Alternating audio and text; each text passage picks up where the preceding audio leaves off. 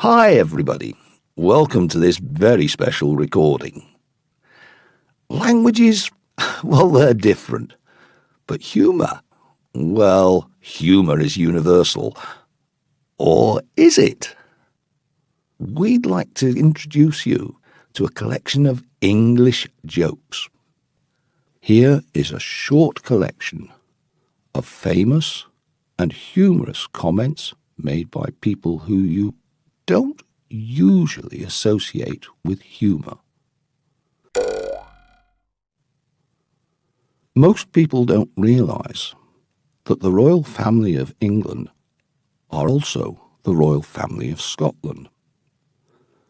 And Queen Elizabeth II's mother was in fact a good Scots lass. The story is told that many years ago when she was queen, she was visiting South Africa, and she was to present a prize at an agricultural show to an Afrikaner who had won first prize for his prize bull. The Afrikaner, though, was a very patriotic man who didn't like the English, and he politely informed the Queen Mother that he could not accept the prize from the Queen of England because he didn't like what England had done to his country. Queen Mother, gracious as ever, looked at him and said, "I understand. We Scots feel much the same way." Early in their marriage, Princess Elizabeth, later Queen Elizabeth, and Prince Philip were crossing the water to Vancouver Island in Canada. The weather was unsettled, and the ship was rocking violently. Just as a young petty officer arrived in the royal suite, the ship lurched, and the tray of tea cakes he was holding fell to the floor. Surprisingly, Prince Philip jumped onto his hands and knees and helped to gather them up. After receiving a handful of cakes, he returned to his seat, turned to Elizabeth and playfully remarked, "I've got mine. Yours are down there." One of the most important things about British society is the stiff upper lip. This means the ability to pretend that nothing seriously has happened when a total disaster has taken place. This is the ultimate form of demonstration of Englishness. This can best be shown at the Battle of Waterloo, when the Duke of Wellington, on his horse, was next to the Earl of Cardigan. During the cannon bombardment by the French, a cannonball blew the Duke of Cardigan's left leg right off, to which the Duke of Wellington looked at the Duke of Cardigan and said, "My God, sir, they've shot your leg off." The Duke of Cardigan, demonstrating perfectly the stiff upper lip, looked down at his leg and said, "By God, sir, so they have." King Edward VII of Great Britain was quite a playboy in his day, and his wife, Queen Alexandra, had often ignored his infidelities and wild escapades. As he lay on his deathbed, his faithful wife was grief-stricken, until one reassuring thought occurred to her. She turned to Lord Esher and remarked, "Well, at least now I know where he is." Prince Philip, the Duke of Edinburgh, was visiting an Australian university, where he was introduced to a couple identified as Mr. and Dr. Robinson. The husband explained, "My wife is a doctor of philosophy, so she is much more important than I am." Prince Philip nodded sympathetically Yes, I have the same problem in my family too. Byron once gave his publisher, John Murray, a splendidly bound Bible, and the recipient was proud of it until he happened to discover that his friend had altered the last verse of the 18th chapter of St. John, which should have read, "Now Barabbas was a robber." It now read, "Barabbas was a publisher." Winston Churchill and Lady Astor, one of the first female members of Parliament, had a strange relationship. They specialised in insulting each other, although they were really the best of friends. On one occasion, when he had upset her, Lady Astor told Winston Churchill, "Winston, if you were my husband, I would give you poison." Churchill answered, "Madam, if I were your husband, I would drink it."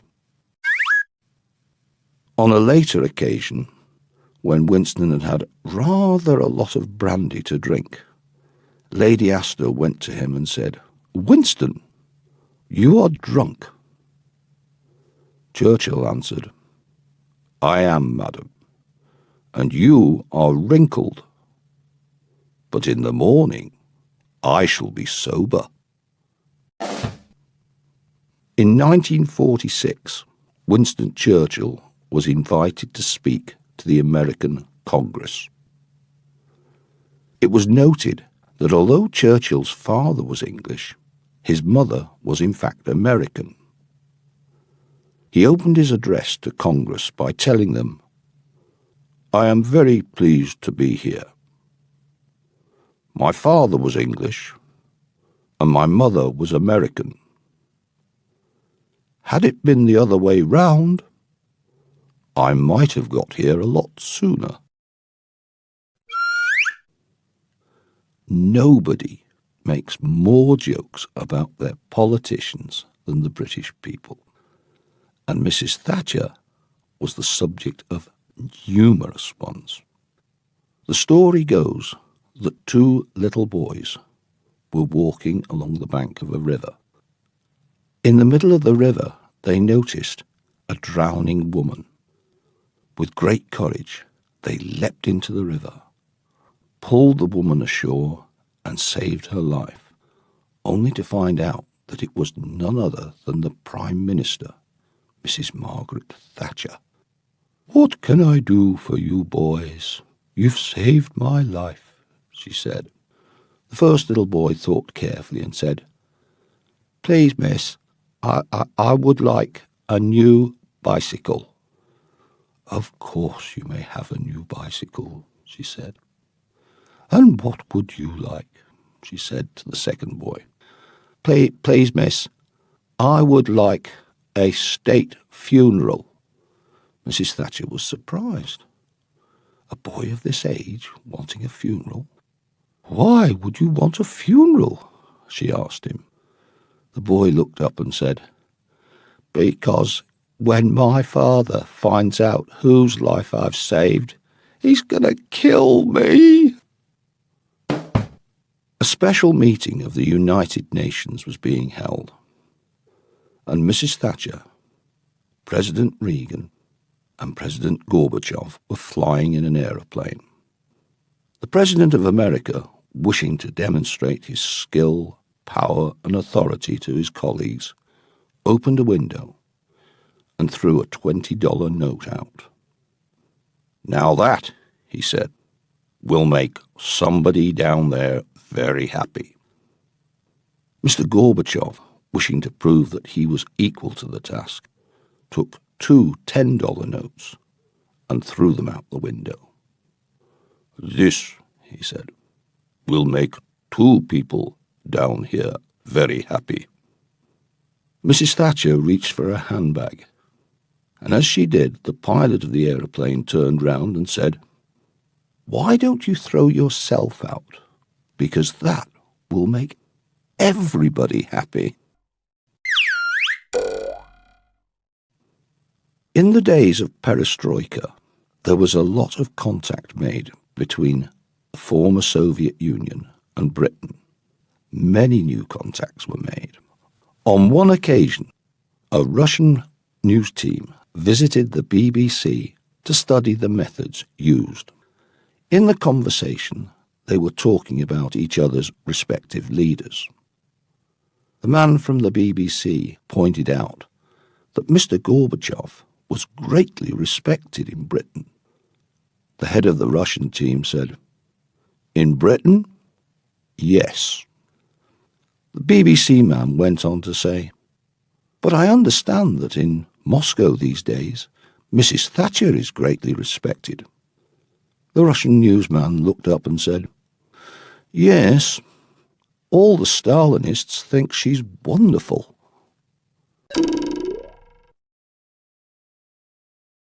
And now, the favourite jokes of all English people, probably second only to jokes about mothers-in-law, are jokes about lawyers. A large international firm had a vacancy for a senior executive.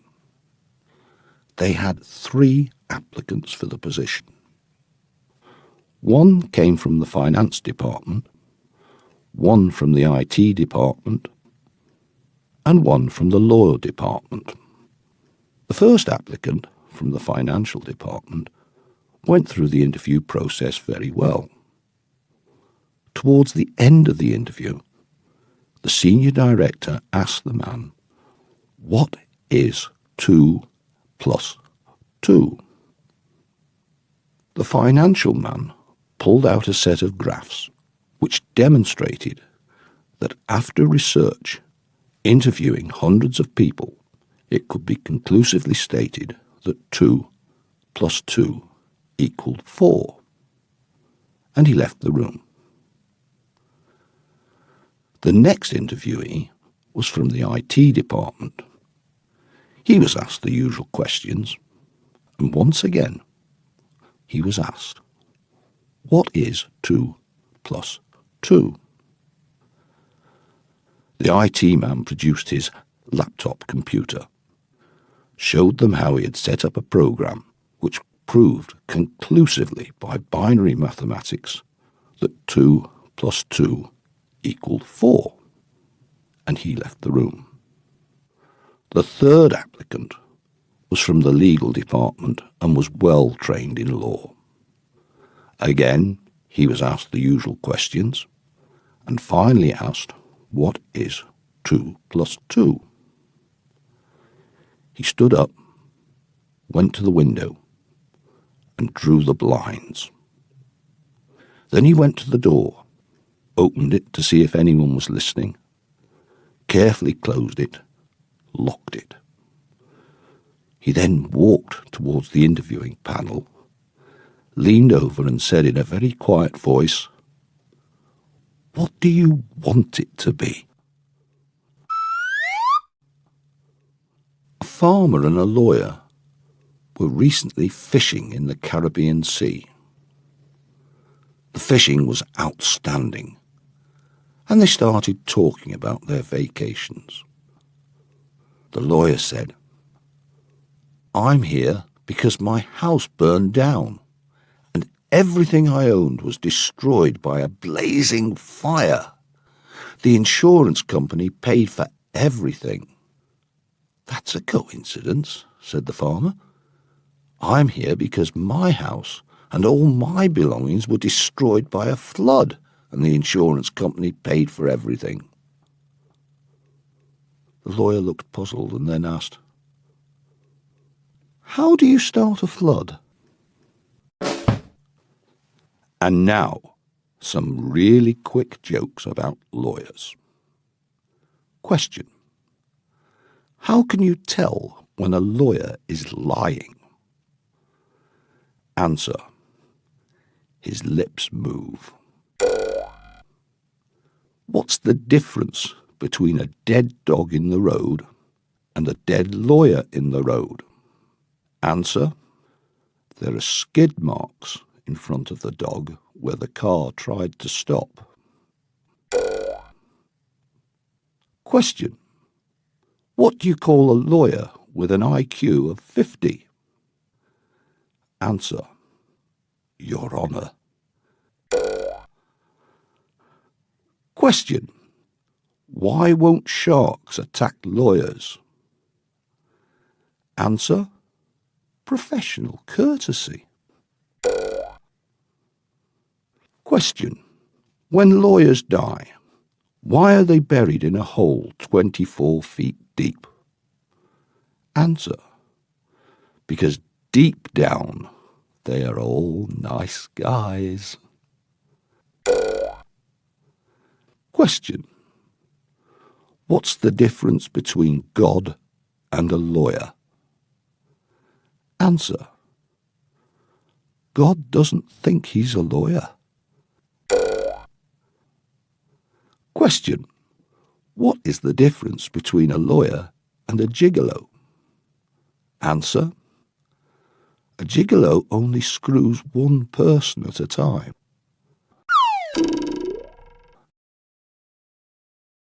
If there's one thing which is almost universal in humour, it's jokes about blondes.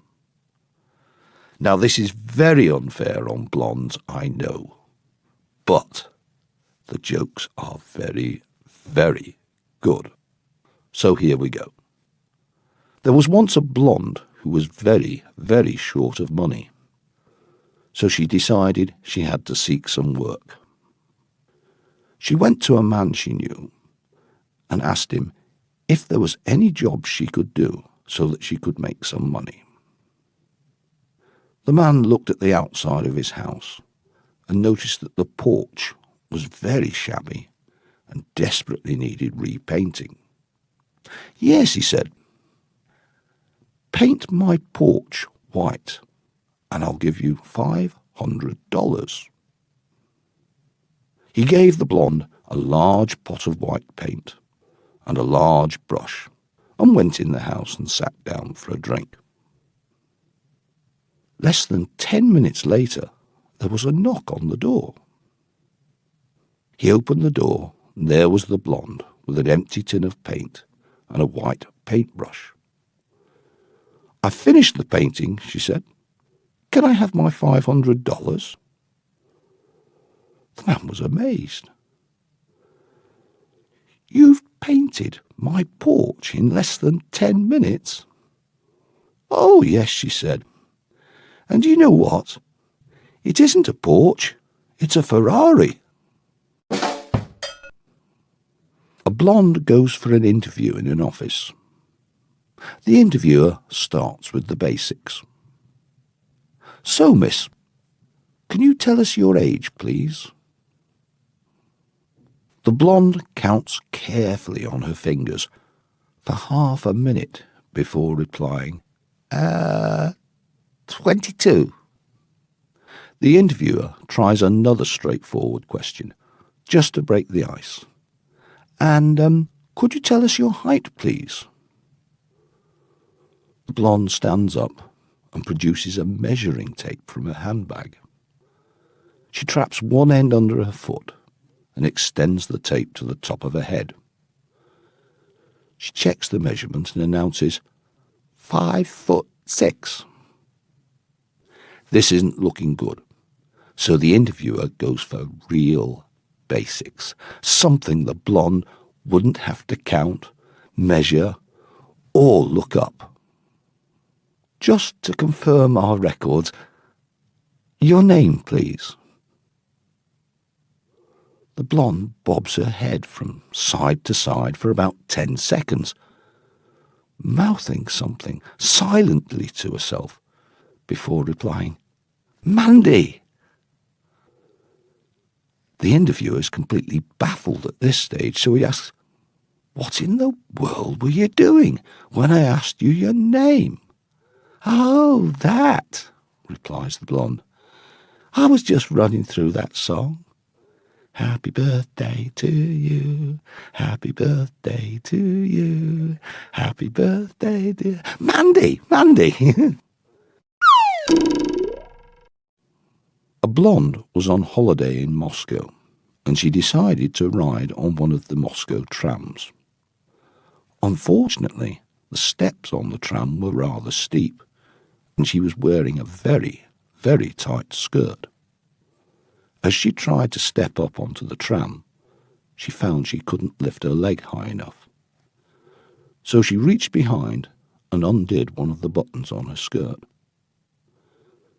She tried again, but still couldn't reach it, and she needed to undo another button. So she reached behind to undo a third button. As she did, a young man held her by the arm and lifted her up onto the steps. She turned to thank him and said, "Oh, thank you. I would have been very embarrassed if I had to undo another button on my skirt." The young man replied, "Not as embarrassed as me. Those weren't your buttons you were undoing, they were mine." One day, a blonde kept having the same weird dream every night. So she went to see her doctor. The doctor asked, "What was your dream about?" The blonde said, "I was being chased by a vampire." The doctor giggled. "So, what's the scenery like?" The blonde said, "Well, I was running in a hallway." The doctor then asked, "Then what happened?" The blonde said, "Well, that's the weird thing. In every single room, the same thing happened. I always come to this door, but I can't open it. I keep pushing the door and pushing the door, but it won't budge." "Does the door have any letters on it?" the doctor asked. "Oh, yes," says the blonde. "And what were these letters?" he said. They were P-U-L-L."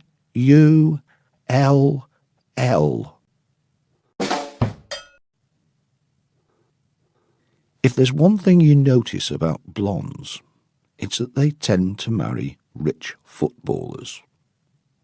Now, this is probably a good idea because rich footballers tend to be round about the same intelligence level as blondes.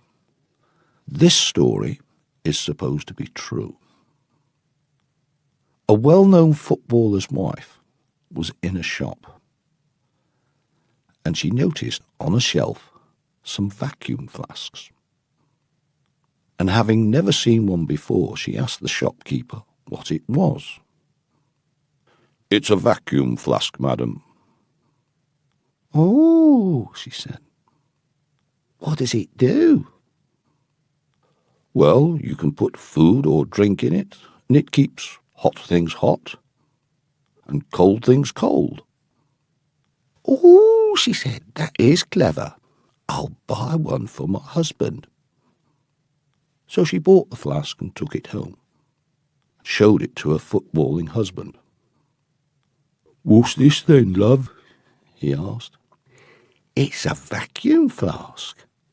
You put food or drink in it, and it keeps hot things hot and cold things cold." "Oh, that's clever, isn't it? I'll take that when I go training next week." The following week, the young footballer went down to his club headquarters, proudly carrying his new vacuum flask. One of his friends was in the changing room with him. "What's that you got there, then?" he asked. "It's a vacuum flask, what my wife bought me." "What's a vacuum flask, then?" "Well, you put drink or food in it, and it keeps hot things hot and cold things cold." His friend was amazed. "That's clever, innit? What have you got in it, then?" "2 cups of coffee and an ice cream." A young blonde girl came into work 1 hour late. "Why are you so late?" her boss asked. "Well, I stopped off at the cemetery. Oh dear, said her boss. Was somebody dead? Oh, all of them were. A blonde was driving out of London on the A13, the main road, when her car phone rang. It was her boyfriend.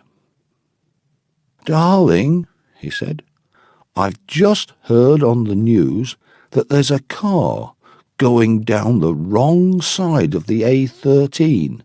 Please, be careful. It's not just one car, said the blonde. There's hundreds of them on the wrong side.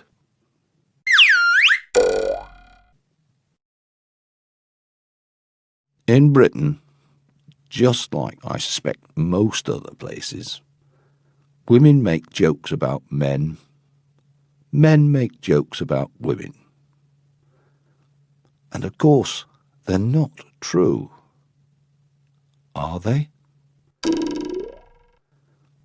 A new sign in the bank lobby reads, "Please note that this bank is installing a new drive-through ATM machine, enabling customers to withdraw cash without leaving their vehicles. Customers using this new facility are requested to use the procedures outlined below when accessing their accounts." After months of careful research, male and female procedures have been developed. Please follow the appropriate steps for your gender. Male procedure. 1. Drive up to the cash machine. 2. Put down your car window. 3. Insert card into machine and enter PIN. 4. Enter amount of cash required and withdraw. 5. Retrieve card, cash and receipt. 6. Put window up. 7. Drive off. Female procedure. 1. Drive up to cash machine. 2. Reverse and back up the required amount to align the car window with the machine. 3. Set parking brake. Put window down. 4. Find handbag. Remove all contents to the passenger seat to locate card. 5. Tell the person on the cell phone that you will call them back and hang up. 6. Attempt to insert card into machine. 7. Open car door to allow easier access to the machine due to its excessive distance from the car. 8. Insert card. 9. Reinsert the card the right way up. 10. Dig through handbag to find diary with your PIN written on the inside of back page. 11. Enter PIN. 12. Press cancel and re-enter the correct PIN. 13. Enter amount of cash required. Check makeup in rearview mirror. Retrieve cash and receipt. Empty handbag again to locate wallet and place the cash inside. Write the debit amount on the check register and place receipt in the back of checkbook. 18. Recheck makeup. 19. Drive forward 2 feet. 20. Reverse back to the cash machine. 21. Retrieve card. 22. Re-empty handbag. Locate card holder and place the card in the slot provided. 23. Give dirty look to the irate male driver waiting behind you. 24. Restart stalled engine and pull off. 25. Redial person on cell phone. 26. Drive for 2 to 3 kilometres. 27. Release the parking brake. A group of friends were playing their regular Sunday morning game of golf.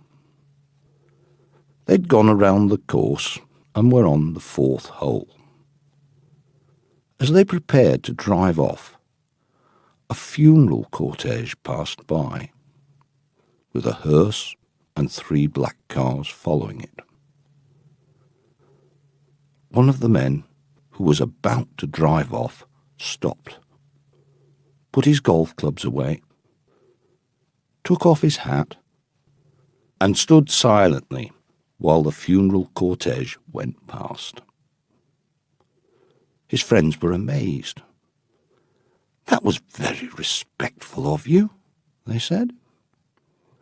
"Well," he said, "she was a good wife to me for 25 years. I was at a cocktail party yesterday when I saw a man standing alone at the other side of the room. As no one seemed to be speaking to him, I thought I'd go over and make friends. So I walked over and said, 'Would you like a drink?' He looked at me. 'No, thank you. I tried a drink once, and I didn't like it.' I thought carefully and thought, 'Oh, well, I'll offer him something else.' So I took out my cigarette case and said, 'Would you like a cigarette then?' He looked at me coldly. 'No, thank you. I tried it once, and I didn't like it.' I was a little bit at a loss then as to what to say, when a boy of about 15 years old entered the room. 'Ah,' said the man, 'here comes my son.' 'Ah,' I said, 'he must be an only child.'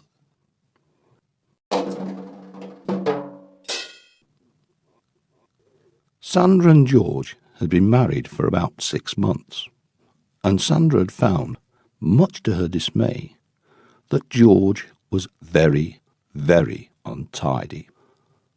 On this particular evening, he came home from work, scattered clothes and shoes all over the bedroom, and went for a shower. Sandra followed behind, tidying up after him. "I am sick and fed up of this," she shouted to him. "Do you know what I'm doing now? I'm picking your shoes up, which you've left lying in the hall. Now I'm picking up your jacket, which you threw over the chair. Now I'm picking up your shirt, which is lying across the bed. And now I'm picking up your wallet, which is lying on the floor." George poked his head out the shower. "What was that, dear?" "Oh, nothing," she said. "Nothing at all."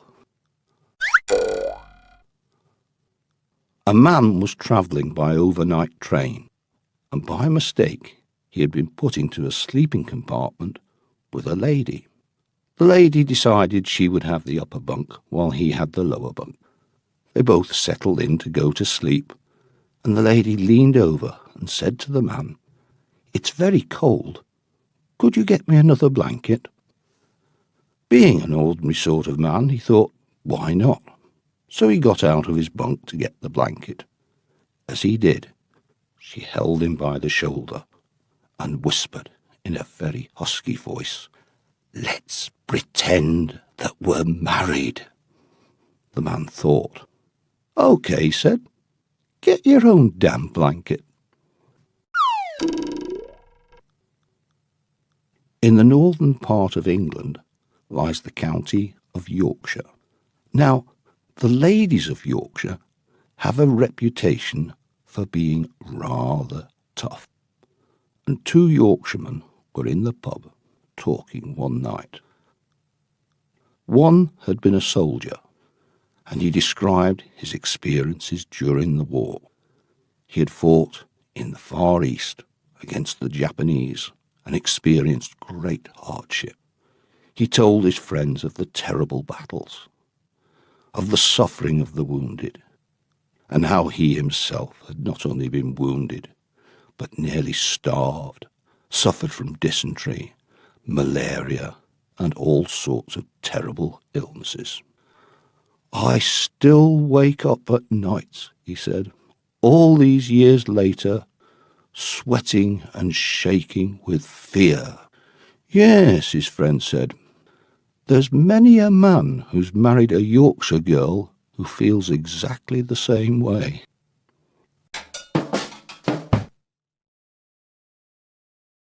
Of course, historically, Britain was one of the first countries to industrialise. This not only means that Britain for a while led the world in engineering, it also led the world in engineering and management jokes. For instance, a man was flying in a hot air balloon and realised he was lost. He reduced his height and spotted a man down below. He lowered the balloon further and shouted, "Excuse me, can you tell me where I am?"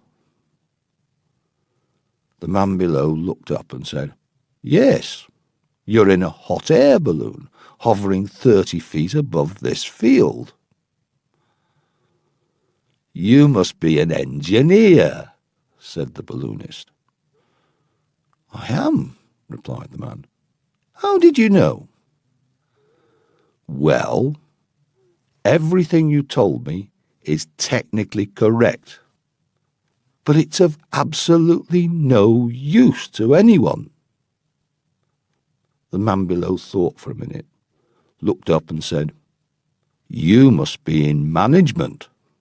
"Yes," said the balloonist, "I am." "How did you know that?" "Well, you don't know where you are, you don't know where you're going, but you expect me to be able to help. You're in the same position you were before we met, but now it's my fault." A man went into a pet shop to buy a parrot. The shop owner pointed out 3 identical-looking parrots on a perch and said, "The parrot on the left costs £500. "Why? Why should the parrot cost so much?" asked the customer. The shopkeeper says, "Well, the parrot knows how to do legal research." So the man asked about the next parrot. That one, he was told, cost £1,000 because it can do everything the other parrot can do, plus it knows how to write out a report that will win any contract. The customer was astonished, so he looked at the third parrot. "How much does that cost?" £4,000. £4,000, said the customer. "What can it do?" The shopkeeper looked at him and said, "To be honest, I've never actually seen it do a thing. But the other 2 parrots call her senior partner." An engineer died and went to heaven. St. Peter checked his documents and said, "Ah, you're an engineer. You're in the wrong place." So the engineer gets sent to hell. Pretty soon, the engineer gets very dissatisfied with the comfort in hell, and he starts designing and building improvements. After a while, they've got air conditioning, flush toilets, escalators, and the engineer is a very popular man. One day, God calls Satan up on the telephone and says, "So, what's it like down there in hell?" Satan replies, "Hey, things are going great. We've got air conditioning, flush toilets, escalators. There's no telling what this engineer is going to come up with next." God's very angry. "What? You've got an engineer? That's a mistake. He should never have got to you.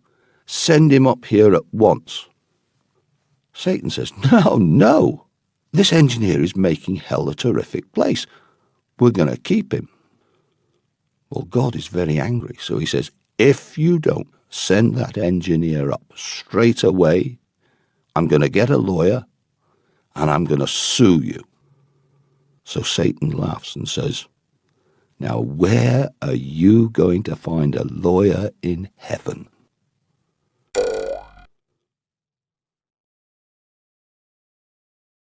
Christmas jokes.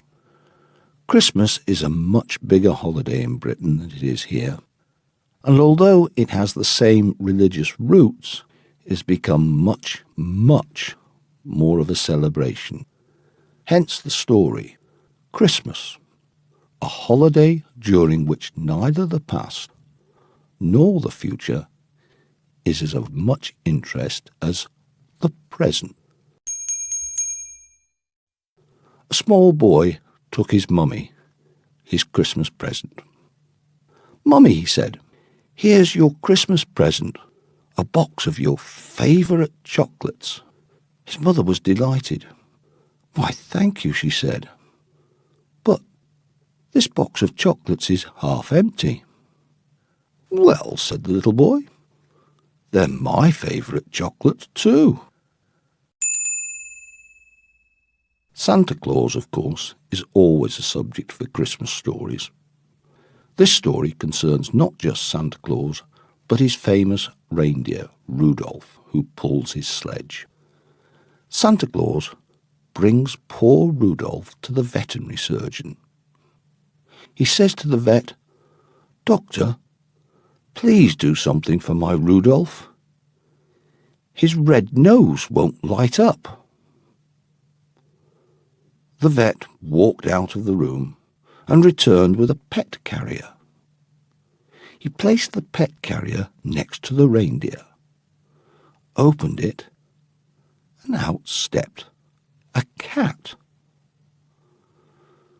The cat walked around the reindeer and sniffed it. Then the cat walked back into the carrier. The doctor took it out of the room and returned. He handed Santa Claus the bill. Santa gasped. £350? You didn't do anything for my Rudolph, and you're charging me £350? The doctor shrugged. "That's the usual charge," he said. £50 for the visit, and $300 for the CAT scan. Santa Claus needed a vacation. He decided to go to Texas because it was warm and he'd heard that people were very friendly. As soon as he arrived in town, people began to point and say, "Look, the big red one. Isn't he someone famous?" Santa thought to himself, "I'll never get any rest if people start asking to sit on my knee and try to tell me the things they want for Christmas." So he decided to disguise himself. He bought a cowboy outfit, complete with cowboy boots and cowboy hat. "Now no one will know me. I look just like everyone else," he thought happily. As soon as Santa started walking down the street, People began to point again and say, "Look, it's that famous Christmas personality." Santa rushed around a corner to hide. "It's my beard," he thought. "They recognized me because of my long white beard." So he went to a barber shop and had his beard shaved off. "I really look like everyone else now," Santa thought. He walked down the street with a big smile on his face. Suddenly a man shouted, "It's him! It's him!" Santa couldn't believe it. He was sure that no one would recognize him. So he walked up to the man and said, "Look, how did you recognize me?" The man looked at Santa and said, "You? I don't know you, but isn't that four-legged guy with the big red nose behind you Rudolph the reindeer?"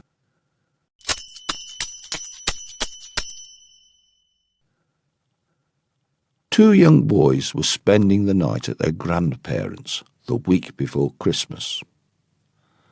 At bedtime, the two boys knelt down beside their beds to say their prayers. When the youngest one began praying, at the top of his voice, "I pray for a new bicycle at Christmas. I pray for a new PlayStation at Christmas. I pray for a new DVD player at Christmas." His older brother leaned over and nudged him and said, "What are you shouting your prayers for? God isn't deaf." The little brother looked up and said, "No, but Grandma is." Once upon a time, a perfect man and a perfect woman met. After a perfect courtship, they had a perfect wedding. Their life together was, of course, perfect. One snowy Christmas Eve, this perfect couple was driving their perfect car along a winding road when they noticed somebody at the side of the road in distress. Being the perfect couple, they stopped to help. There stood Santa Claus with a huge bag of toys. Not wanting to disappoint any children on the eve of Christmas, the perfect couple loaded Santa Claus and his toys into the car. Soon they were driving along, delivering the toys. Unfortunately, the driving conditions got worse, and the perfect couple and Santa Claus had an accident. Only one survived the accident. The question is, who was the survivor? The answer? The perfect woman survived. You see, she was the only one who really existed in the first place. Everyone knows there is no Santa Claus. And of course, there is no such thing as a perfect man.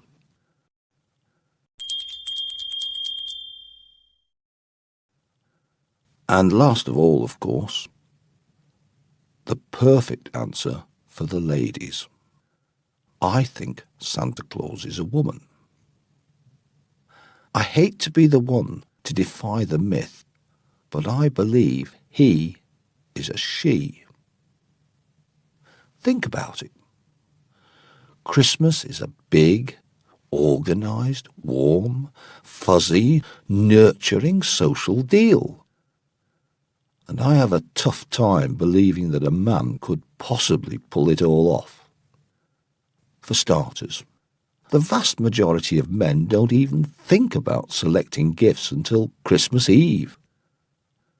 It's as if they're all frozen in some sort of time warp until 3 p.m. on December the 24th, when they, with amazing calm, call other errant men and plan a last-minute shopping spree. Once at the mall, they always seem surprised to find only Ronco products, socket wrench sets and mood rings left on the shelves.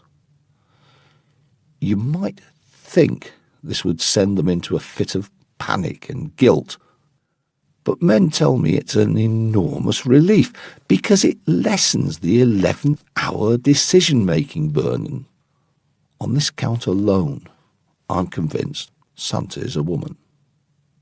Surely, if he were a man, everyone in the universe would wake up on Christmas morning to find a rotating musical pet under the tree, still in the bag. Another problem for a male Santa would be getting there. First of all, there would be no reindeer because they would all be dead, gutted, and strapped to the rear bumper of the sleigh amid wide-eyed, desperate claims that the buck season had been extended. Even if the male Santa did have reindeer, he'd still have transportation problems because he would inevitably get lost in the snow and clouds and then refuse to stop and ask for directions. Add to this the fact that there would be unavoidable delays in the chimney, where the Bob villa-like Santa would stop to inspect and repoint the bricks in the flue. He would also need to check for carbon monoxide fumes in every gas fireplace and get under the Christmas tree that is crooked to straighten it out to a perfect 90-degree angle. Other reasons why Santa couldn't possibly be a man. 1. Men can't pack a bag. 2. Men would rather be dead than caught wearing red velvet. 3. Men would feel their masculinity was threatened. I mean, having to be seen with all those elves. 4. Men don't answer their mail. 5.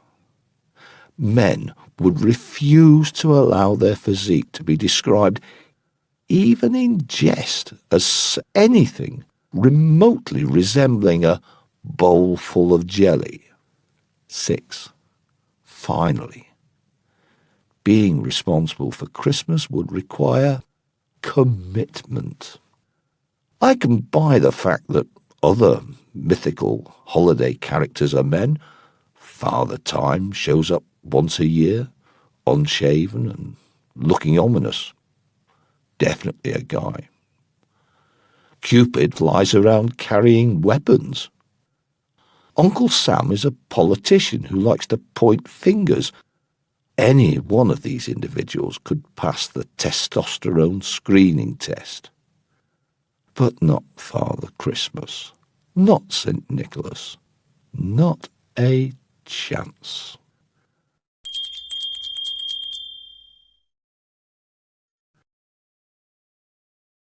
And here is a collection of stories which are very English. They are in English and about English. Pay attention because some of them play on the way English words can be used. Question: what government agency is responsible for finding lost vicars? Answer: the Bureau of Missing Parsons.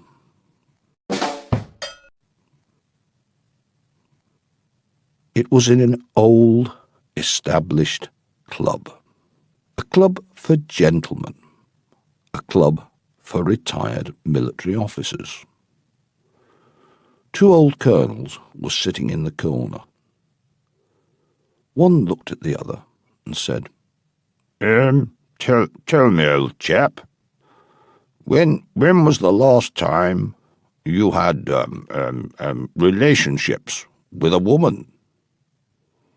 Oh, I tell you, old man, it was, let me think, it was 1942. My word, that was a long time ago, wasn't it? Oh, I don't know, it's only 2021 now. The same two old colonels were observed one day arguing. So the young waitress who looked after the bar went over to see what the argument was about. She overheard them talking. I tell you, old chap, it's spelt W-H-O-O-M.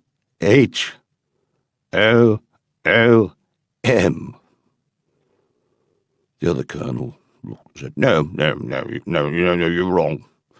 It's definitely spelt W-O-O-M.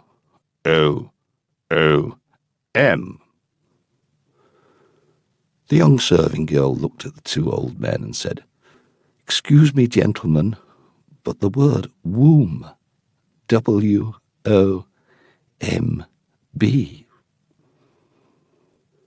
One of the colonels looked up and said, Thank you, my dear, thank you. The girl walked away. As she did, he turned to his friend and said, She's obviously never heard an elephant break wind. It's womb.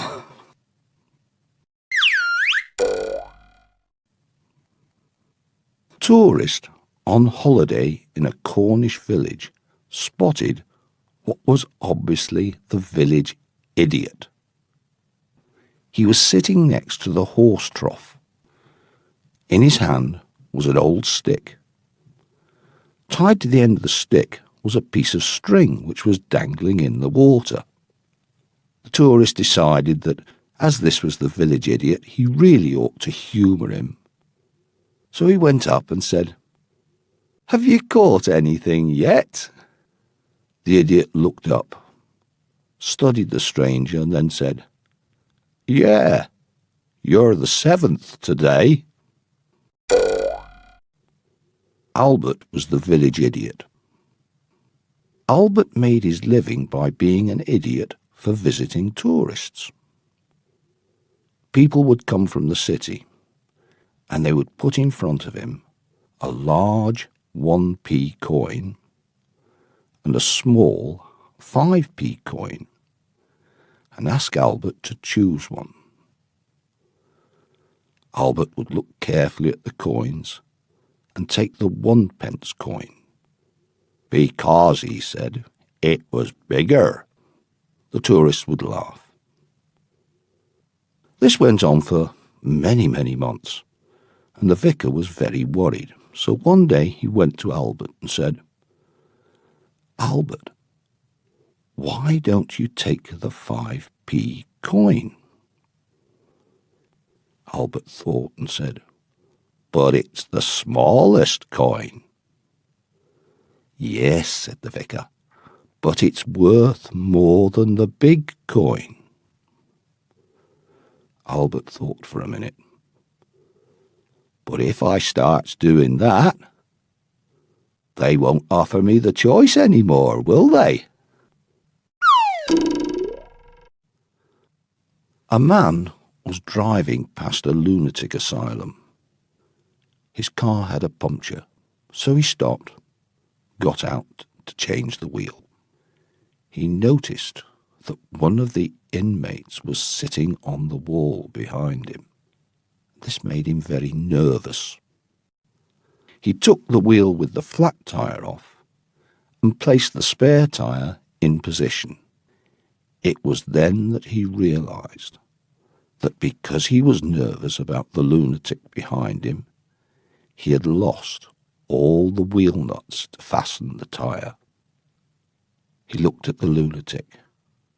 The lunatic looked at him and said, Why don't you take one nut off each of the other 3 wheels and put the new tyre on with the 3 nuts from there? The man thought, That's a brilliant idea. How did you think of that? You're supposed to be a lunatic. The man looked at him and said, I may be a lunatic, but it doesn't mean I'm stupid. A woman carrying a baby got on a bus and immediately became involved in a serious argument with the driver after he called her baby ugly. She paid her fare and stormed off to the back of the bus for a seat. The man sitting there asked, "What's the matter, dear?" "It's that driver," she said. "I've never been so insulted in all my life." "All right," says the man. "You go down there and sort him out, and I'll hold your monkey for you while you do it." A traffic policeman found a car speeding. He pulled up alongside it and shouted several times to the car driver to stop. But it was some time before the driver actually did stop his car. So the policeman approached him. "Didn't you hear me shout to tell you to stop?" The driver looked at the policeman and said, "I'm awfully sorry. I thought you said, 'Good morning, Chief Constable.'" The policeman thought quickly. "That's all right, sir. I just wanted to warn you that the traffic's getting pretty busy up the road."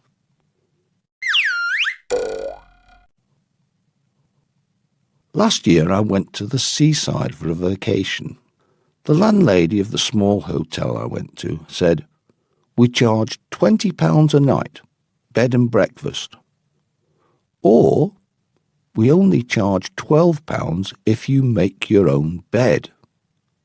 Oh, that sounded good, I thought. "All right," I said, "I'll make my own bed." So she gave me a saw, a hammer, and some nails.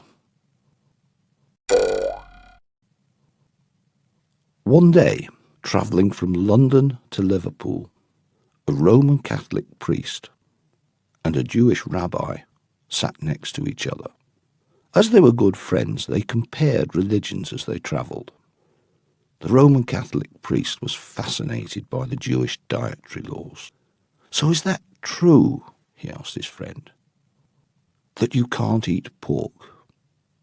The rabbi was firm. "No, under no account can we eat pork." The priest was interested. "Are you telling me that you have never, ever in your life tasted pork?" The rabbi said, "Well, once, when I was a very young man, I was tempted. I wanted to see what it was like. Yes, once I did eat pork." "But what about your religion? Don't you have things which you're not allowed to do?" The priest said, "Well, such as what?" And he said, "Well, you're a Catholic priest. You're never allowed to get married." The priest was very firmly answered, No, that's very, very much against the rules." "Are you telling me," said the rabbi, "that in your whole life you have never had any sort of sexual relationship with a woman?" The priest thought my friend was honest with me, so I should be honest with him, and said, "Well, before I was ordained, when I was a very young man, yes, I must admit I was tempted, and I did have relationships with a woman." The rabbi leaned forward and tapped his friend on the knee. "It's better than pork, isn't it?" The people of Scotland have a very poor opinion of the people of England. Now this starts at a very, very early age. And the story is told of an 8-year-old English boy and an 8-year-old Scots boy who were walking through the streets of the town. As they passed the window of a first-floor apartment, they looked through and saw a man and a woman indulging in sex. "They're fighting," said the English boy. Then he looked a second time and said, No, I think they're making love." The Scots boy looked through the window and said, "Yes, they are. And very badly too." The Irish and the Scots are both famous for their fine whiskies, and there is a great deal of rivalry between the two countries, who makes the best and who makes the worst, and who makes the most whisky. Now this story is true. An Irishman was on holiday on the western coast of Scotland when he went into a bar in the small village of Mallaig. Proudly displayed behind the bar were 52 different varieties of fine single malt whisky. Even the Irishman was impressed by this, and he asked the Scots bartender, "Has any man ever started at one end of the row and drank from each bottle to the other end?" "Only Scots," answered the barman. The Irishman looked and he said, "I'm sure an Irishman could do it." The Scot looked up at the ceiling thoughtfully and said, "I remember one. He was a good man, but he died trying." We hope you've enjoyed listening to our stories. Humour is truly an international language all by itself. And remember, a smile costs nothing to produce, but it pays huge dividends.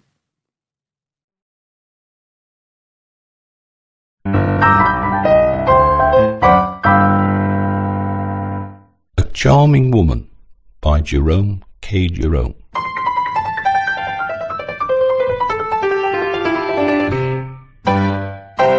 "Are you Mr. N?" "Oh, really?" In her deep brown eyes there lurked pleased surprise, struggling with wonder. She looked at me with a smile.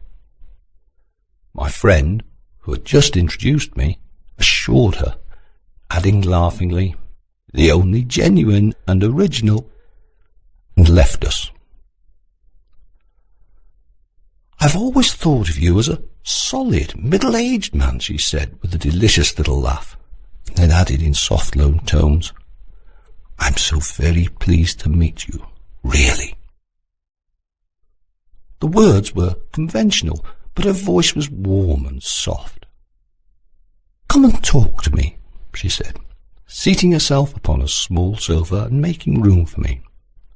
I sat down awkwardly beside her, my head buzzing just a little, as with one glass too many of champagne. I was in my literary childhood, one small book, and a few essays and criticisms. The sudden discovery that I was the Mr.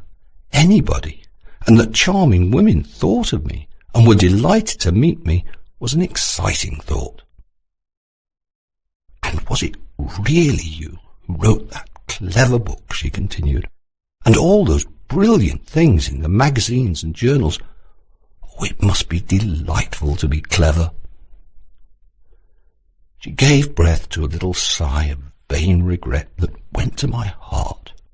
To console her, I commenced a forced compliment, but she stopped me with her fan. Actually, I was glad she had. It would have been one of those things better expressed otherwise. "I know what you're going to say," she laughed, "but don't. Besides, from you I should not know quite how to take it. You can be so satirical." I tried to look as though I could be, but in her case I could not. She let her ungloved hand rest for an instant upon mine. Had it left there just a second longer, I should have gone down on my knees before her, or stood on my head at her feet, have made a fool of myself in some way or another before the whole roomful. But she timed it carefully. "I don't want you to pay me compliments," she said. "I want us to be friends. Of course, in years I'm old enough to be your mother. By the way, I should say she might have been 32, but looked 26, and I was 23, and I fear foolish for my age.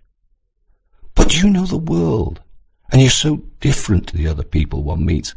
Society is so hollow and artificial. Don't you find it so? You don't know how I long sometimes to get away from it, to know someone whom I could show my real self, who would understand me. You'll come and see me sometimes. I'm always at home on Wednesdays, and let me talk to you, won't you? And you must tell me all your clever thoughts. It occurred to me that maybe she would like to hear of them there and then. But before I'd got started, a hollow society man came up and suggested supper, and had to leave me. She looked back over her shoulder with a glance, half pathetic, half comment that I understood. It said, "Pity me. I've got to be bored by this shallow creature." And I did. I had tried to find her in all the rooms before I went. I wished to assure her of my sympathy and support.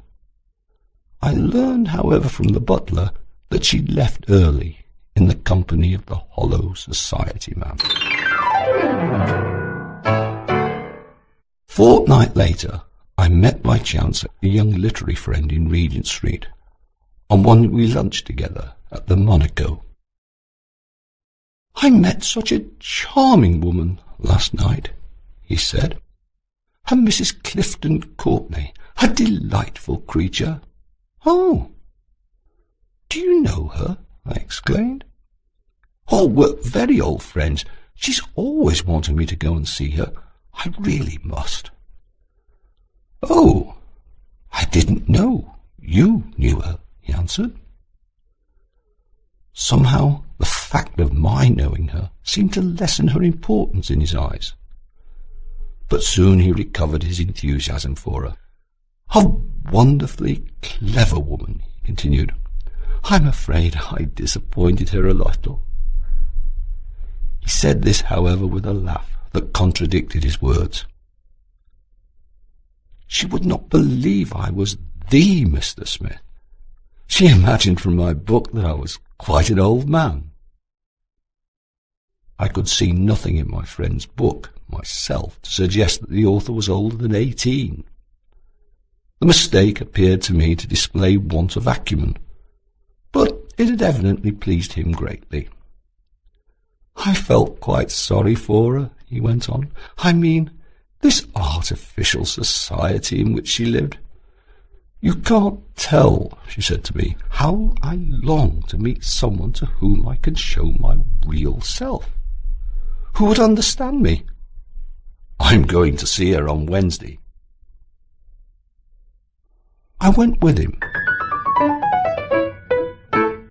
My conversation with her was not as confidential as I'd expected, because there were some 80 other people present in a room intended for the accommodation of 8. But after hanging around for an hour in hot and aimless misery, I managed to get a few words with her.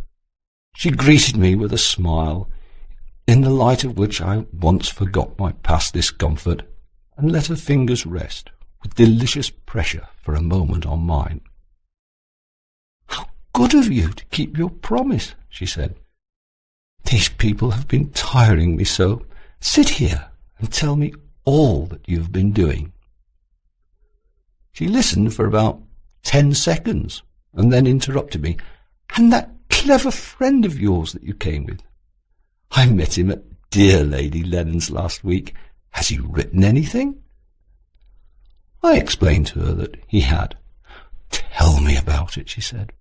"I get so little time for reading, and then I only care to read the books that help me."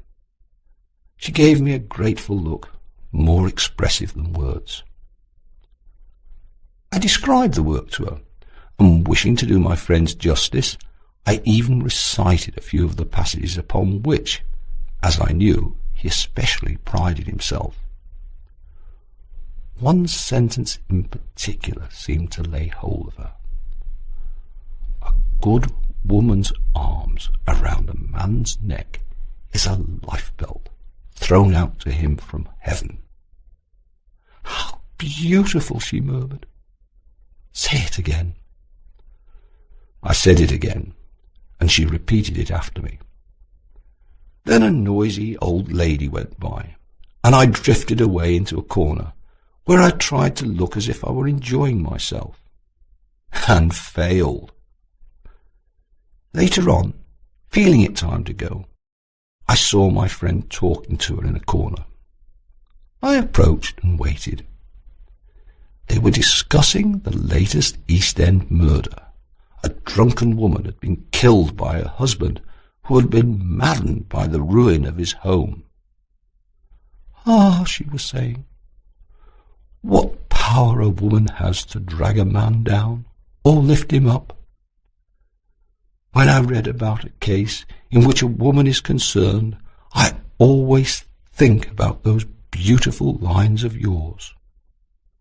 A good woman's arms around a man's neck is a lifebelt thrown out to him from heaven.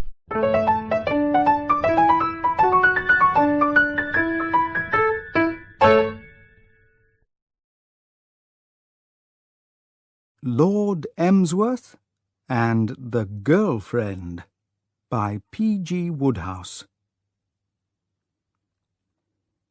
The day was so warm, so fair, so wonderfully a thing of sunshine and blue skies and bird-song that anyone who knew Clarence Lord Emsworth, and knew also his liking for fine weather, would have imagined him going about the place on this summer morning with a bright smile and a happy heart.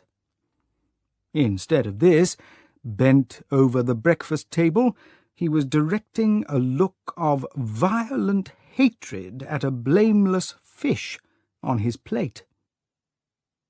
It was August Bank Holiday, and Blanding's Castle, on August Bank Holiday, became, in his lordship's opinion, unbearable. This was the day when his park and grounds were filled with tents, toys, balls, and paper bags, when a wave of farm workers and their crying children swallowed up those places of ancient peace. On August Bank Holiday, he was not allowed to wander around his gardens in an old coat. He was made to dress like a gentleman, and told to go out and be pleasant to the people. And in the cool of the quiet evening, the same forces put him on a platform and made him give a speech. To a man with a day like that in front of him, fine weather was a bad joke. His sister, Lady Constance Keble, looked brightly at him over the coffee-pot. "What a lovely morning," she said. Lord Emsworth's misery deepened. He disliked being asked by this woman of all women to behave as if everything was for the best in this best of all possible worlds. "Have you got your speech ready?" "Yes." "Well, make sure you learn it by heart this time, and don't keep stopping like you did last year." Lord Emsworth pushed his fish away. He had lost his desire for food. "And don't forget, you have to go to the village this morning to judge the garden competition." "All right," said his lordship bad-temperedly. "I've not forgotten." "I think I will come to the village with you. There are a number of London children here at the moment on a fresh air visit, and I must warn them to behave properly when they come to the fete this afternoon. You know what London children are. McAllister says he found one of them in the gardens the other day, picking his flowers. At any other time, the news of this behaviour would, no doubt, have affected Lord Emsworth deeply. But now his self-pity was so great that he did not even reply. He drank his coffee in the manner of a man who wished it was poison. "By the way," said Lady Constance, "McAllister was speaking to me last night about that new path through the trees. He seems to want it very much." "Glug," said Lord Emsworth, which, as any student of language will tell you, is the sound which all lords make when struck to the soul while drinking coffee. Concerning Glasgow, that great business and industrial city in Scotland, much has been written. The only thing about it which concerns the present writer, though, is the fact that its citizens are often cold, silent men who know what they want and intend to get it. Such a man was Angus McAllister, head gardener at Blandings Castle. For years, Angus McAllister had had as his chief desire the building of a path through a particularly famous group of the castle's trees. For years he had been bringing this plan to the notice of his employer, though a man from any other city would have been made uncomfortable by Lord Emsworth's obvious dislike of the whole idea. And now, it seemed, the gardener had brought up the subject again. "Path through the trees?" Lord Emsworth stiffened through the whole length of his thin body. Nature, he had always said, intended the ground under the trees to be covered with grass, and whatever nature felt about it, he personally was not going to have men with Glasgow speech patterns and faces like drunken potatoes coming along and spoiling that lovely stretch of green. "Path? Why not a few boards with advertisements on them and a petrol pump? That's what the man would really like." "Well, I think it is a good idea," said his sister. "One could walk there in wet weather then. Wet grass is terribly bad for shoes." Lord Emsworth rose. He could bear no more of this. He left the table, the room, and the house, and, reaching these particular trees some minutes later, was disgusted to find that Angus McAllister was there in person. The head gardener was standing, looking at the grass like a high priest of some ancient religion about to kill a human being for the gods.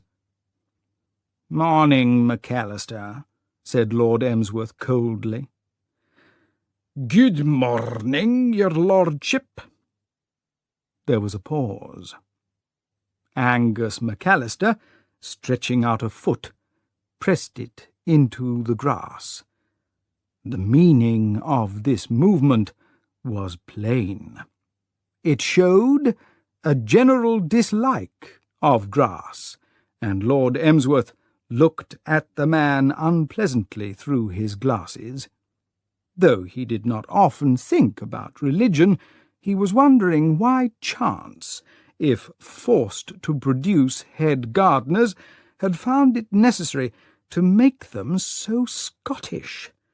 In the case of McAllister, why had it been necessary to make him a human being at all? He felt that he might have liked McAllister if he had been some sort of animal, a dog, perhaps. "I was speaking to her ladyship yesterday." "Oh?" "About the path. Her ladyship likes the idea a lot." "Really? Well—" Lord Emsworth's face had turned bright pink, and he was about to speak the violent words which were forming in his mind, when suddenly he noticed the expression in the head gardener's eye, and paused. Angus McAllister was looking at him, and he knew what that look meant. Just one word his eye was saying, in Scottish, of course, just one word out of you, and I will leave. And with a sickening shock, Lord Emsworth realized how completely he was in this man's power. He moved his feet miserably. Yes, he was helpless. Except for that idea about the path, Angus McAllister was a head gardener in 1,000, and he needed him. That, unfortunately, had been proved by experience. Once before, when they were growing for the flower show, a plant which had later won first prize, he had dared to ignore McAllister's advice. And Angus had left, and he had been forced to beg, yes, to beg him to come back. An employer cannot hope to do this sort of thing and still rule with an iron hand. Filled with the kind of anger which dares to burn but does not dare to show itself, Lord Emsworth coughed. I'll think it over, McAllister. I have to go to the village. Now, I will see you later.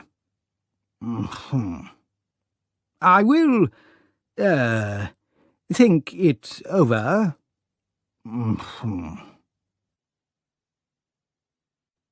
The job of judging the flowers in the garden competition of the little village of Blandings Parva was one which Lord Emsworth had looked forward to with pleasure.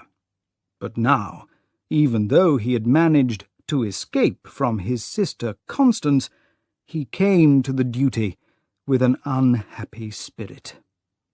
It is always unpleasant for a proud man to realize that he is no longer captain of his soul, that he is, in fact, under the big boots of a head gardener from Glasgow, and, thinking about this, he judged the gardens without paying much attention to them. It was only when he came to the last on his list that he saw something that attracted his attention. This, he saw, looking over its broken fence, was not at all a bad little garden. He opened the gate and wandered in, and a sleeping dog opened one eye and looked at him. It was one of those very ordinary hairy dogs, and its look was cold and distrustful, like that of a businessman who thinks someone is going to play a trick on him. Lord Emsworth did not see the animal. He had wandered over to some flowers, and now, bending down, he smelt them. The dog, for some reason, appeared to think that this action was criminal, and jumped up to defend his home. The next moment, the world had become full of terrible noises, and Lord Emsworth's worries were swept away in a strong desire to save his legs from harm. He was not at his best with strange dogs, except for saying, "Go away, sir," and jumping about in a surprisingly active way for a man of his age. He had done little to defend himself when the house door opened and a girl came out. "Hoy!" cried the girl, and immediately, at the sound of her voice, the dog, stopping the attack, ran towards the newcomer and lay on his back at her feet with all 4 legs in the air. The sight reminded Lord Emsworth of his own behaviour when in the presence of Angus McAllister. He looked at the person who had saved him. She was a small girl of uncertain age, possibly 12 or 13, though a combination of London weather and a hard life had given her face a sort of lined motherliness, which caused his lordship to treat her as someone of his own age. She was the kind of girl you see carrying a baby nearly as large as herself, and still with enough strength to lead one little brother by the hand and shout at another in the distance. Her face shone from recent soaping, and she was wearing her best dress. She wore her hair pulled tightly back from her face. "Thank you," said Lord Emsworth. "Thank you, sir," said the girl. What she was thanking him for, his lordship was not able to understand. Later, when they knew each other better, he discovered that this strange gratitude was a habit with his new friend. She thanked everybody for everything. At the moment, the habit surprised him. Lack of practice had made it a little difficult for Lord Emsworth to talk to members of the opposite sex. He tried hard to think of a subject. "Fine day?" "Yes, sir. Thank you, sir." "Are you—" Lord Emsworth secretly looked at his list. "Are you the daughter of, Ebenezer Sprocket?" he asked, thinking, as he had often thought before, what ugly names some of the people who lived on his lands possessed. "No, sir. I'm from London, sir." "Ah, London, eh? Rather warm it must be there." He paused. Then, remembering his youth, "Been to many dances this season?" "No, sir." "Everybody out of London now, I suppose. What's your name?" "Gladys, sir. Thank you, sir. This is Ern." A small boy had wandered out of the small house, a rather angry-looking boy, bearing surprisingly in his hand a large and beautiful bunch of flowers.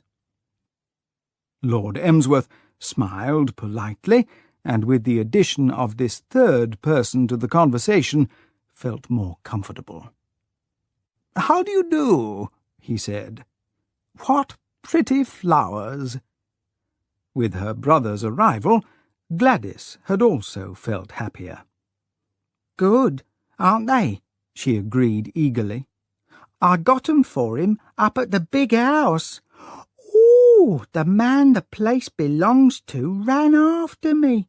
He found me picking them, and he shouted something and came running after me, but I threw a stone at him, and he stopped to rub his leg, and I came away."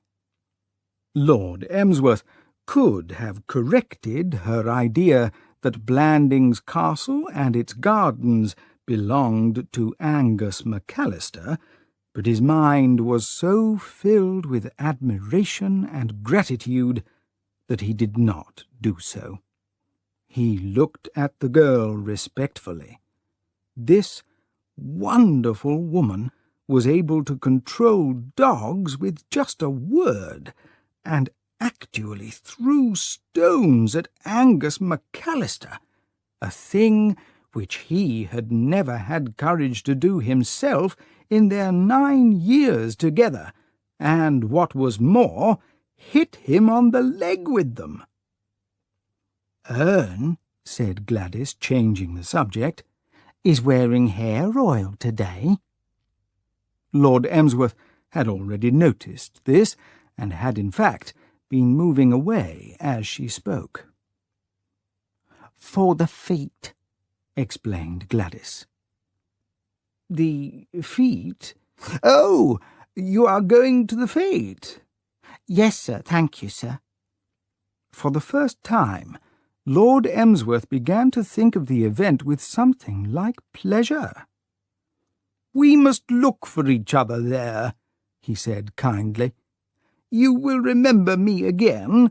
I shall be wearing—" he swallowed, "a top hat." "Ern's going to wear a straw hat that's been given him." Lord Emsworth looked at the lucky young devil with a feeling of jealousy. He thought he knew that straw hat. It had been his companion for about 6 years, and then had been torn from him by his sister Constance and given away. He thought sadly about the lost hat. "Well, good-bye." "Good-bye, sir. Thank you, sir."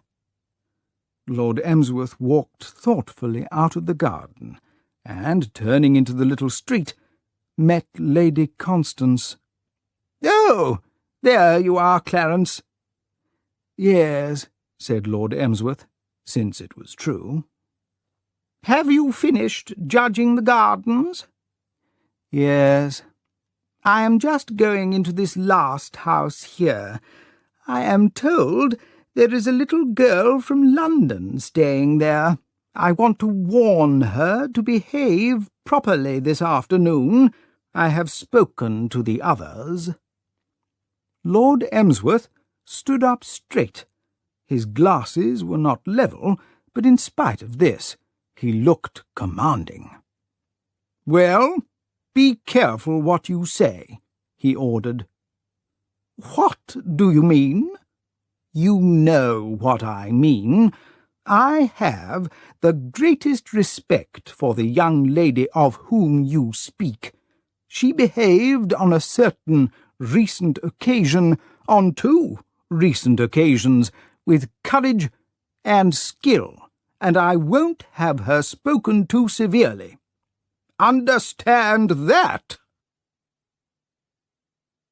The real title of the party, which was held every year on the first Monday in August in the park of Blandings Castle, was the Blandings Parva School Treat, and it seemed to Lord Emsworth, watching the event from under the shadow of his tall black hat, that if this was the sort of thing schools enjoyed, he and they enjoyed very different things.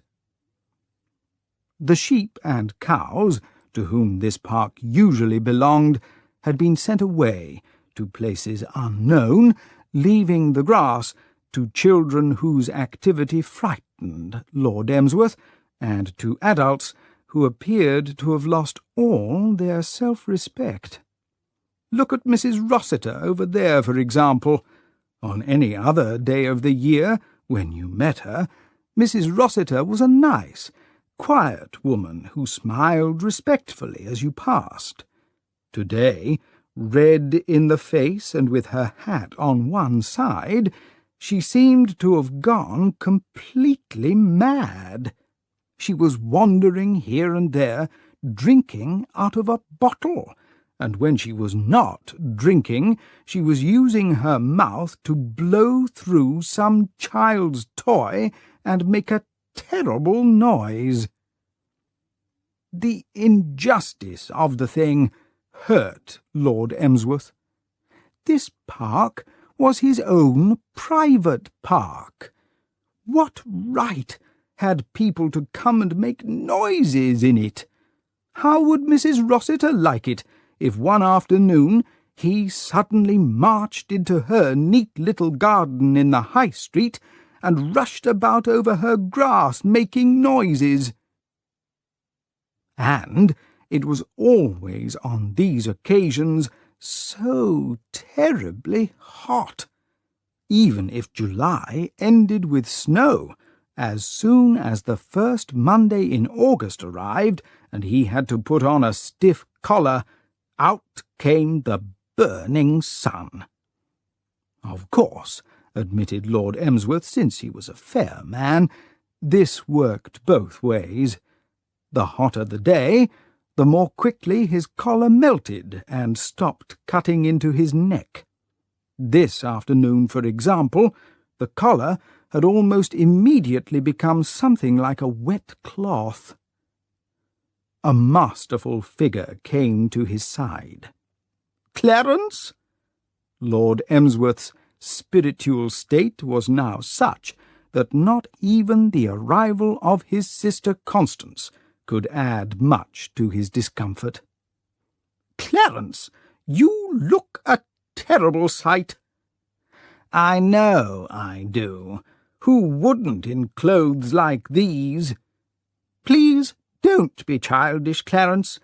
I cannot understand why you hate dressing for once in your life like a reasonable English gentleman and not like a beggar. It's this top hat. It's exciting the children." "What on earth do you mean, exciting the children?" "Well, all I can tell you is that just now, as I was passing the place where they're playing football in weather like this, a small boy called out something insulting and threw a nut at it. If you will tell me which boy it was," said Lady Constance angrily, "I will have him severely punished." "How," replied his lordship, equally angry, "can I do that? They all look alike to me, and if I knew him I would shake him by the hand. A boy who throws nuts at top hats is in his right mind. And stiff collars, stiff? That's what I came to speak to you about. Do you know what your collar looks like? Go in and change it immediately." "But, my dear Constance, immediately, Clarence, I simply cannot understand a man having so little pride in his appearance. But all your life you have been like that. I remember when we were children." Lord Emsworth's past was not so pure that he was prepared to stand and listen to an account of it by a sister with a good memory. "Oh, all right, he said. I'll change it. Well, hurry. They are just starting tea." Lord Emsworth trembled. "Have I got to go into that tea tent?" "Of course you have, as master of Blandings Castle." A bitter laugh from the poor creature she was describing drowned the rest of the sentence. It always seemed to Lord Emsworth, in examining these entertainments, that the show on August Bank Holiday at Blandings Castle reached its lowest point when tea was served in the big tent. When tea was over, the pain grew less, though it became worse again at the moment when he stepped to the edge of the platform and cleared his throat and tried to remember what on earth he had planned to say. After that, the pain disappeared again, until the following August. The tent had stood all day under a burning sun, and conditions during the tea hour were such that they could not have been more unpleasant. Lord Emsworth was late, delayed by the necessary change to his collar. He entered the tent when the meal was half over, and was pleased to find that his second collar began to lose its stiffness almost immediately. But that was the only touch of happiness that was given to him. As soon as he was in the tent, it took his experienced eye only a moment to see that the present meal was even more terrible than those that had gone before. The young people of Blandings Parva were not known as troublemakers. In all villages, of course, there must be violent characters. In Blandings Parva, the names of Willie Drake and Thomas Blenkiron came immediately to mind. But on the whole, the local youth could be controlled. It was the addition of the fresh-air London visitors which gave the present meeting its violent nature. The London child has a confidence which his country cousin lacks.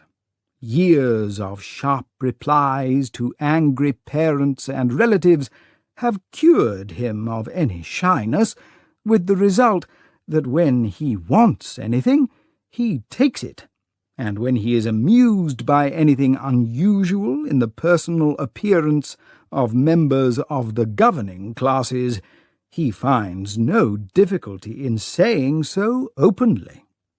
Already, up and down the long tables, the front teeth of one of the school-teachers were being loudly discussed. Lord Emsworth was not usually a man of quick thought, but it seemed to him at this moment that it would be wise to take off his top hat before his little guests noticed it. The action was not, in the end, necessary. As he raised his hand to take it off, a small hard cake flying through the air took it off for him. Lord Emsworth had had enough. Even Constance, an unreasonable woman, could not expect him to stay and smile in conditions like these. Lord Emsworth went slowly towards the way out and left. Outside the tent, the world was quieter, but only slightly quieter. What Lord Emsworth wanted was to be alone, and in all the broad park there seemed to be only one spot where he could be alone. This was a red-roofed hut, used in happier times by cows. Hurrying there, his lordship was just beginning to enjoy the cool darkness of the inside of the hut, when, from one of the dark corners, causing him to jump and bite his tongue, there came a small sound. He turned. This was too much. With the whole park to go to, why should a child come in here? He spoke angrily. "Who's that?" "Me, sir, thank you, sir." Only one person whom Lord Emsworth knew was able to thank him for having been spoken to so sharply. His anger died away. He felt like a man who, by mistake, has kicked a loyal dog. "Good heavens!" he cried. "What in the world are you doing here?" "Please, sir, I was put here." "Put? What do you mean, put? Why?" "For stealing things, sir." "Eh? What? Stealing things? Most strange. What did you steal?" 2 sandwiches, 2 apples, and a piece of cake." The girl had come out of her corner. Force of habit had made her give the list of what she had stolen in the same flat voice as she used at school to her teacher. But Lord Emsworth could see that she was very upset. Tears shone on her face, and no Emsworth had ever been able to watch a woman's tears. He was deeply troubled. He gave her his handkerchief. "Thank you, sir." "What did you say you had taken?" She told him again. "Did you eat them?" "No, sir. They weren't for me. They were for Ern." "Ern? Oh, yes, of course. For Ern?" "Yes, sir." "But why on earth couldn't Ern have, stolen them for himself? He's a strong young boy." "Ern wasn't allowed to come, sir." "What? Not allowed? Who said he mustn't?" "The lady, sir. "What lady?" The one that came in just after you'd gone this morning." An angry cry escaped from Lord Emsworth's lips. Constance! What did Constance mean by changing his list of guests without asking him? Constance, eh? One of these days Constance would go too far. "Terrible!" he cried. "Yes, sir." "Did she give any reason?" "The lady didn't like Ern biting her in the leg, sir." "Ern bit her in the leg?" "Yes, sir.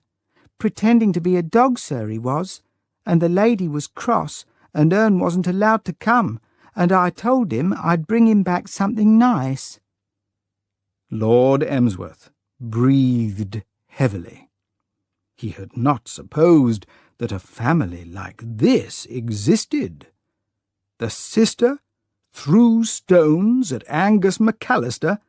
The brother bit Constance in the leg. It was too wonderful to be true. "I thought if I had nothing myself, it would make it all right." "Nothing?" Lord Emsworth was astonished. "Do you mean to tell me you have not had tea?" "No, sir. Thank you, sir. I thought if I had none, then it would be all right if Ern had what I would have had." His lordship's head, never very strong, swam a little in confusion. Then he understood. "Good heavens," he said. "I never heard anything so terrible in my life. Come with me immediately." "The lady said I had to stop here, sir." "Never mind the lady," Lord Emsworth commanded. "Thank you, sir." 5 minutes later, Beach, Lord Emsworth's manservant, enjoying a short sleep in the housekeeper's room, was awakened by the unexpected ringing of a bell. Answering its call, he found his employer in the library, and with him a surprising young person. "Beach?" "Your lordship." "This young lady would like some tea." "Very good, your lordship." "Sandwiches, you know, and apples, and cake, and that sort of thing." "Very good, your lordship."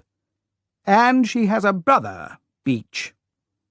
"Really, your lordship." "She will want to take some food away for him." Lord Emsworth turned to his guest. "Ernest would like a little chicken, perhaps?" "Oh." "I beg your pardon?" "Yes, sir. Thank you, sir." "Fine. Then bring a bottle of that new wine, Beach. It's some they sent me to try," explained his lordship. "Nothing special, you understand," he added, "but quite good. Put all that together in a package, Beach, and leave it on the table in the hall. We will pick it up as we go out." It was less hot when Lord Emsworth and his guest came out of the great door of the castle into the evening air. Gladys, holding her host's hand and the package, was happy. She had had a good tea. Life seemed to have nothing more to offer. Lord Emsworth did not share this view. He was ready to do more.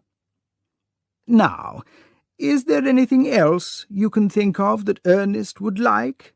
he asked. "If so, just say so. Beach, can you think of anything?" Beach was unable to do so. "No, your lordship. I added, on my own responsibility, your lordship, some hard-boiled eggs." "Excellent. You're sure there is nothing else?" A hopeful look came into Gladys's eyes. "Could he have some flowers?" "Certainly," said Lord Emsworth. "Certainly, certainly, certainly. Of course, just what I was going to suggest. What is flowers?" Beach explained. "I think the young lady means flowers, your lordship." "Yes, sir. Thank you, sir. Flowers." "Oh?" said Lord Emsworth. "Oh? Flowers," he said slowly. He took off his glasses, cleaned them thoughtfully, put them on again, and looked out at the gardens. They contained thousands of flowers. They were bright with flowers of all kinds.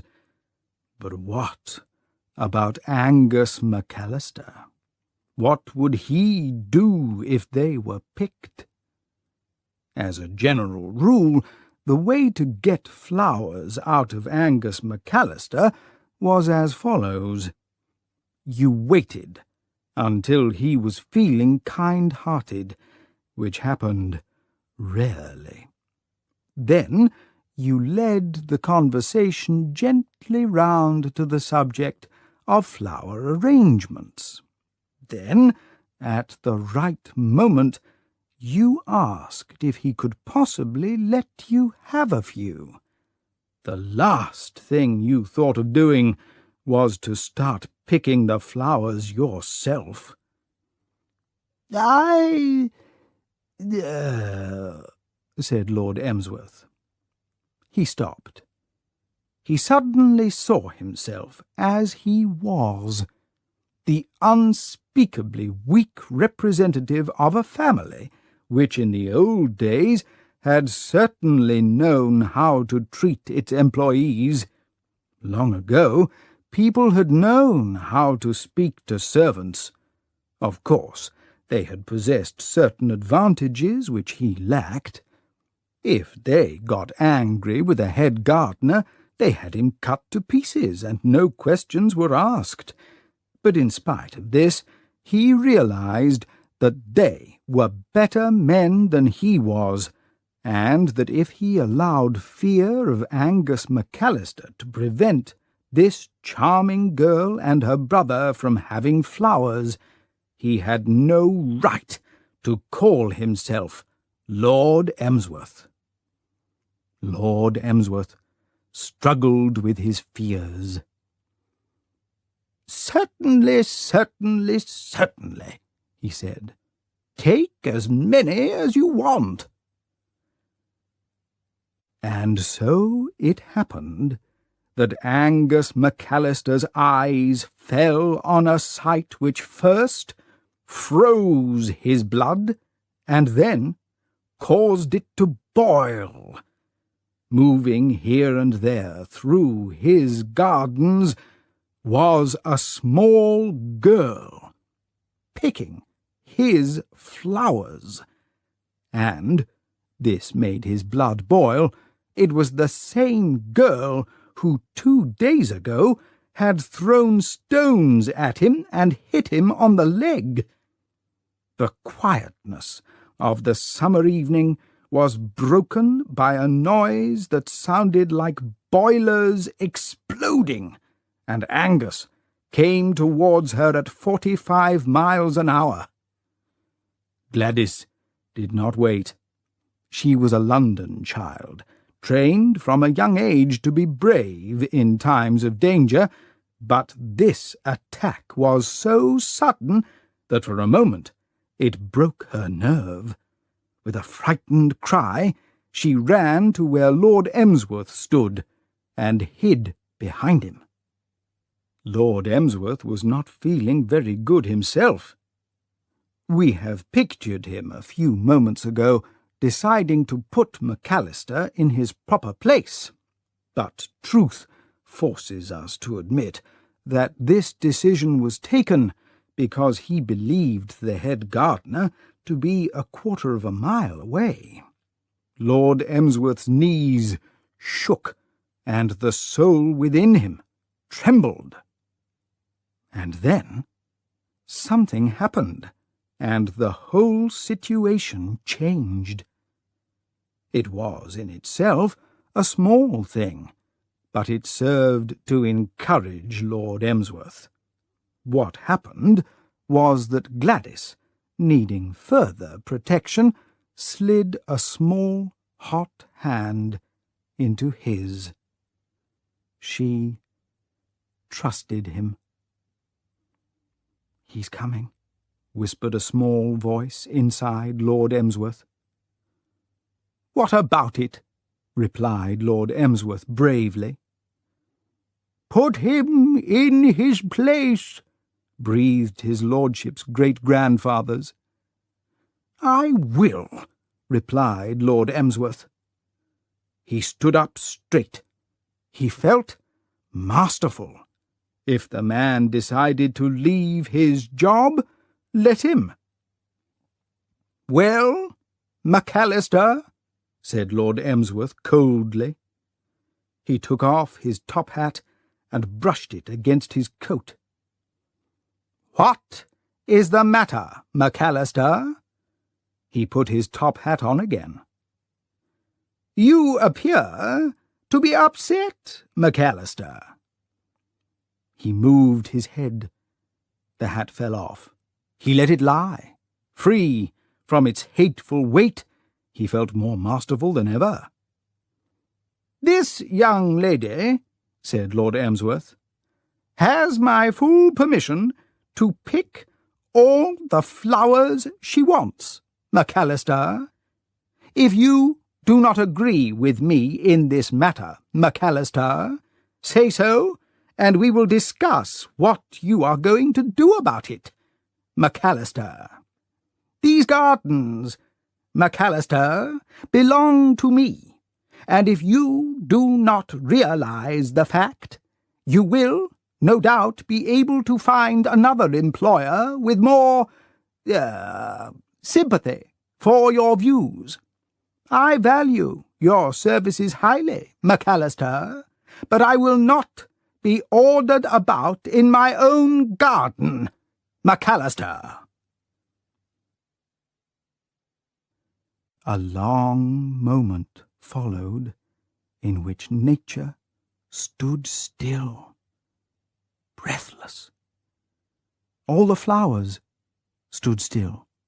From far off in the direction of the park there sounded the happy cries of children, who were probably breaking things, but even these seemed quieter than before. Angus McAllister stood red and angry in the face. He was confused. Angus had never thought that his employer would suggest that he might look for another position, and now that he had suggested it, Angus McAllister disliked the idea very much. He loved Blandings Castle. He would be miserable anywhere else. He made his decision. said Angus McAllister. "Oh, and by the way, McAllister," said Lord Emsworth, "that matter about the path through the trees, I've been thinking it over, and I won't have it. Certainly not. Spoil my beautiful gardens with an ugly path? Ruin the most beautiful spot in one of the finest and oldest gardens in England? Certainly not. No. Try to remember, McAllister, as you work in the gardens of Blandings Castle, that you are not back in Scotland laying out playing fields. That is all, McAllister. That is all." Said Angus McAllister. He turned, he walked away, he disappeared. Nature began to breathe again. The wind began to blow, and all over the gardens the birds which had stopped singing began again. Lord Emsworth took out his handkerchief and ran it over his face. He was shaken, but a new sense of being a man among men filled him with pleasure. He almost wished that his sister Constance would come along and say something while he felt like this. He had his wish. "Clarence?" Yes, there she was, hurrying towards him up the garden path. She, like McAllister, seemed upset. Something was on her mind. "Clarence! Don't keep saying Clarence," said Lord Emsworth with his head held high. "What on earth is the matter, Constance?" "Matter? Do you know what the time is? Do you know that everybody is waiting down there for you to make your speech?"